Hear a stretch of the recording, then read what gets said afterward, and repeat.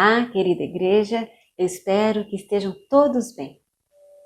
Prosseguindo no Evangelho de Mateus, refletindo sobre a vida nova para todos, nós vamos hoje considerar o restante do capítulo 18, dos versos 15 até o 35. Nós já temos visto que o reino dos céus tem valores essencialmente diferentes daqueles que caracterizam as instituições terrenas. Nós somos sempre surpreendidos pela nova vida que Cristo nos oferece, pois os fundamentos e os valores dessa nova vida são outros.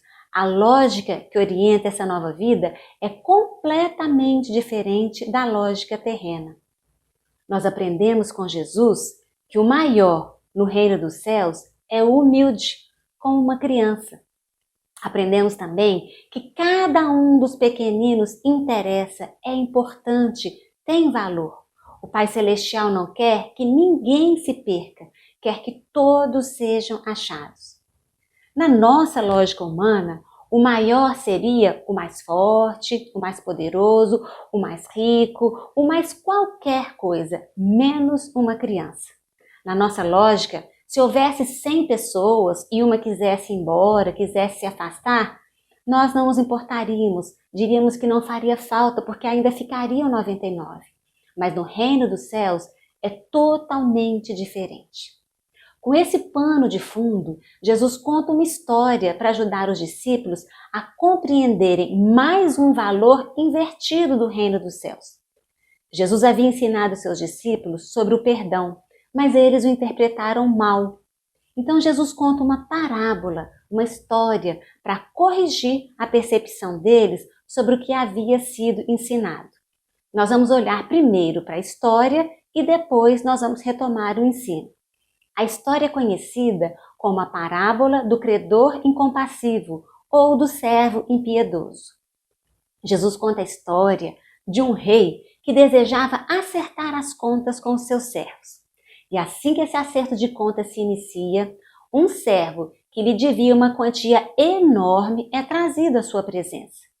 Essa quantia que o servo devia era muito grande mesmo, 10.000 talentos, o que corresponderia a 35 quilos de prata. Esse servo não tinha a mínima condição de pagar tal dívida, impossível. Então, o que o Senhor faz? Ele ordena que o servo, a sua mulher, os seus filhos e tudo que ele possuía fosse vendido. Tudo isso para pagar a dívida. Olha só o tamanho dessa dívida. O que faz esse servo então? Ele não tem condições de pagar, mas não quer que seja dessa forma. Ele tem a intenção de pagar. Então ele implora por paciência e diz que vai pagar tudo. O Senhor, o rei, sabe que isso é impossível. Ele poderia até dizer: está bem, vamos parcelar essa dívida, eu darei a você algum tempo para você me pagar. Era isso que o servo estava pedindo. Mas não. O servo é surpreendido. Algo que ele não esperava acontece. O Senhor se compadece dele e cancela a sua dívida. O deixa ir livre sem dever nada. Imagine como esse servo foi embora. Eu acho que seus pés nem tocavam o chão direito enquanto ele ia para casa. Que alívio, dívida cancelada. Mas quando sai da presença do rei, Jesus conta que esse servo se encontra com um conservo, com um irmão, que lhe devia 100 denários. O denário era uma moeda de prata equivalente à diária de um trabalhador braçal, ou seja, 100 dias de trabalho. Bom, pode até ser uma quantia considerável, mas perto de 10.000 talentos não era nada. Então, o que era de se esperar? O servo acabou de ser perdoado. Deveria estar tão grato, tão aliviado, tão feliz. O que era de se esperar? Que ele perdoasse a dívida do seu conservo. Mas antes mesmo do seu conservo abrir a boca, aquele servo que havia sido perdoado estava agarrando o outro pelo pescoço e sufocando e exigindo o pagamento da dívida. O conservo faz como o servo havia feito, cai de joelhos, implora por paciência. O que era de se esperar? Pois é, mas não é isso que acontece. O servo não agiu com compaixão. Mandou lançar seu conservo na prisão até que a dívida fosse paga. Que tristeza! não só para o conservo. Todos os outros companheiros também se entristeceram e relataram tudo para o rei, para o Senhor. O Senhor ficou muito irado, ele ficou chocado. Como assim? Eu cancelei toda a sua dívida, você não deveria ter agido também com misericórdia? Assim, o rei o entrega aos torturadores até que toda a sua dívida também fosse paga. E Jesus termina essa parábola reforçando a importância do perdão entre nós. Jesus disse: assim também fará meu Pai Celestial a vocês, se cada um de vocês não perdoar de coração a seu irmão. Irmãs e irmãos, a caminhada do reino dos céus demanda que nos perdoemos mutuamente, assim como o Senhor nos perdoou. Para isso, é importante considerar as duas facetas do perdão, como os dois lados de uma mesma moeda. Tendo como base a parábola que Jesus contou, nós aprendemos que a partir da experiência de perdão gratuito e gracioso, a graça veio antes. Nós devemos tratar do pecado e ter compaixão do pecador. Então, a primeira faceta do perdão, tratar do pecado. Jesus disse no versículo 15, se o seu irmão pecar, vá, mostre-lhe o erro. O objetivo de tratar o pecado, de lidar com o pecado, é ganhar, é recuperar o irmão.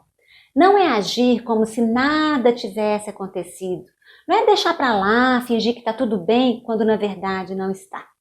O que deve nos mover em direção ao outro não é apenas o fato de estarmos magoados ou ofendidos, mas o fato de que o outro agiu indevidamente e precisa de ajuda. A lógica aqui é outra. O ponto principal não é que nós fomos ofendidos, mas que o irmão agiu incorretamente e precisa ser recuperado, precisa ser restaurado. Isso soa muito estranho aos meus ouvidos, porque a minha primeira percepção é de que, como eu fui ofendida, eu precisaria ser ressarcida. Mas note que Jesus não disse, se ele o ouvir, você obteve a restituição de algo que lhe era devido.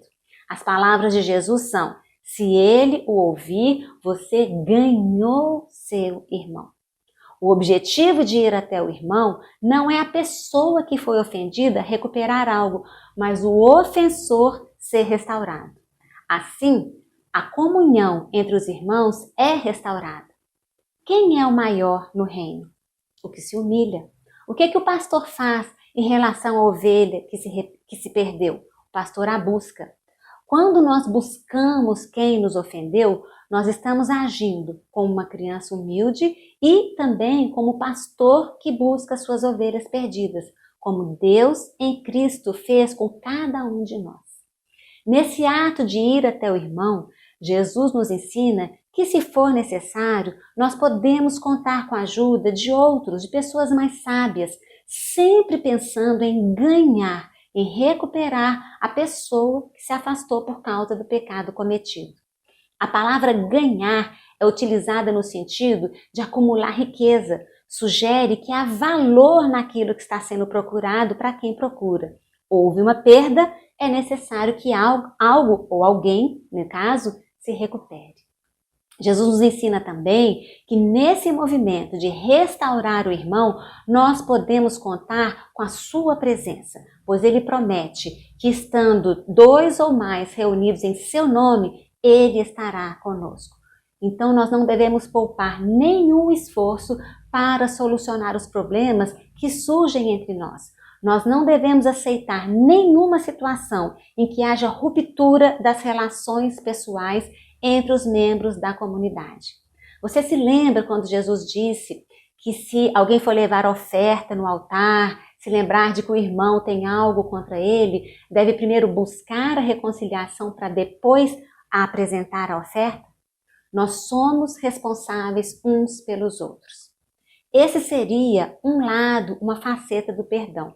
Ir até o ofensor para tratar do pecado. A segunda faceta do perdão é ter compaixão do pecador. Após esse ensino, Pedro faz uma pergunta. Senhor, quantas vezes deverei perdoar a meu irmão? Com sua pergunta, Pedro até mostra um coração generoso, mas na verdade ele mostra que não havia realmente entendido. O Senhor acaba de falar da importância de recuperar, de ganhar o irmão, da disposição de ir, havia ensinado sobre o pastor que não quer que ninguém se perca. E na tradição dos rabinos, havia o ensino de se perdoar até 3 vezes. 3 era o limite máximo de se perdoar.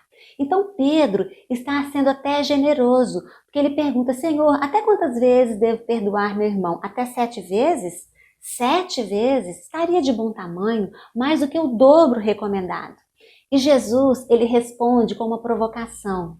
Não, Pedro, 7 é bem mais que 3. Sim, mas ainda dá para guardar, ainda dá para contar. Não apenas 7, Pedro, mas 70 vezes 7. Ah, Senhor, mas 70 vezes 7, então eu vou precisar de um caderninho para anotar, porque 7 eu guardo na memória, mas 490 vezes só registrando. Claro que não é isso que Jesus está dizendo. Jesus está dizendo, Pedro, não se preocupe em contar em quantas vezes você está perdoando. Simplesmente perdoe. Perdoe sempre. E a história do credor incompassivo nos mostrou a base para nós agirmos assim. Nós fomos perdoados de uma dívida impagável. Então, qualquer quantia que alguém venha nos pedir perdão é insignificante diante da nossa que foi cancelada. Por isso eu acho que um bom título para essa parábola seria A Graça Inesperada. Porque a nossa dívida não foi simplesmente deixada de lado porque Deus é bonzinho. Deus não deixou para lá. A nossa dívida foi perdoada porque foi paga. Paulo escreveu aos Colossenses, quando vocês estavam mortos em pecados, Deus os vivificou juntamente com Cristo. Ele nos perdoou todas as transgressões e cancelou a escrita de dívida. Ele a removeu pregando-a na cruz. Nós cantamos um corinho lindo que fala, sei que foi pago um alto preço para que contigo eu fosse um, meu irmão.